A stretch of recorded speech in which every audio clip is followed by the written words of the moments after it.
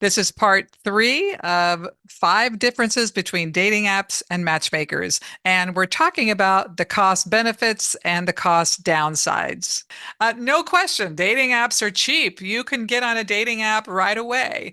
But you have to remember when you hire a matchmaker that is more expensive, that you've delegated a task. And anyone who's ever been on a dating app, and I've heard this 100 times, it's another job. Exactly. It's another job to really discern and go through all these personalities and people to try and understand what you're dealing with. And matchmakers do all that for you. In addition, they do background checks. They find out who someone actually is before, and so all that is taken off of your plate, right? I mean, is the emotional cost to people is extremely high, whether they turn into a serial dater or they turn into a serial single person who's single for 5, 10, 15, 20 years. It's usually because of the same problem. They don't know how to qualify. They don't know how to date. They don't really know how to talk to someone.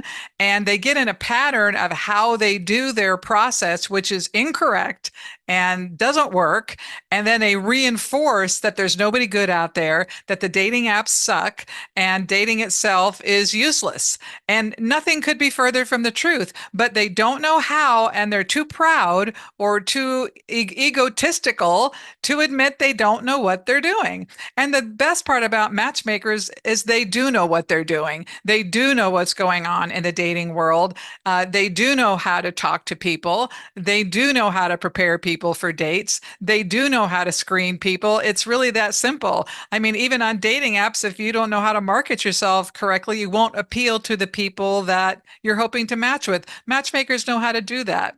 So, I mean, when it comes to the intangible cost to someone emotionally who ends up staying single or being a serial dater indefinitely, I mean, there's no comparison. Matchmakers are miles ahead dating apps. And so if you're not successful in the dating apps, or you've become a serial dater, or you're single for 5, 10, 15, 20 years, you probably need help. Your picker is not working anymore. And this happens to people who've been injured through their relationships, because no matter how much work we do, there's always the memory of what happened, right?